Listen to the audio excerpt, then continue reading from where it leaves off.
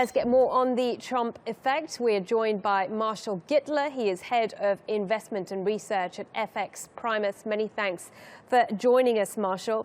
What do you think of Trump becoming the U.S. president? Do you think it's a serious threat to the global economy? Well, first off, I don't think he will become president. So let's put that. But if he were, I think it would be a disaster of unmitigated proportions. I think the economist, the EIU, is absolutely right to put that as a risk, because this guy is bad news. He is terrible. He's a cross between Le Pen and Berlusconi. I mean, an ignorant person an ignorant racist who, with his finger on the nuclear weapons. So I just can't see any good coming of it. Well, be more specific, because he is a very successful businessman. He's done very well for himself. Won't that kind of practical experience... No, he's not a successful businessman. He's not a successful businessman. He's been bankrupt 4 times, and his total net worth would have been much greater if he had just put it in an index fund when he inherited $200 million from his father.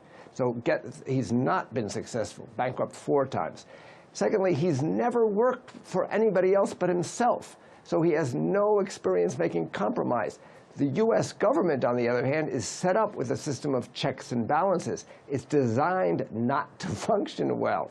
So when you get somebody like that in there who can't create a compromise with the other 2 branches, between the executive, the legislative, and judicial branches, there's just going to be nothing done for the U.S. government in 4 years.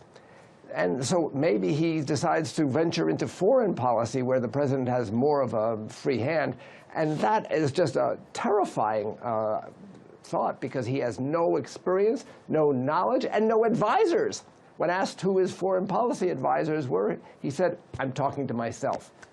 What about his sort of more specific policies on, say, global trade? I mean, the EIU says that could prove incredibly damaging to global trade. Why is that?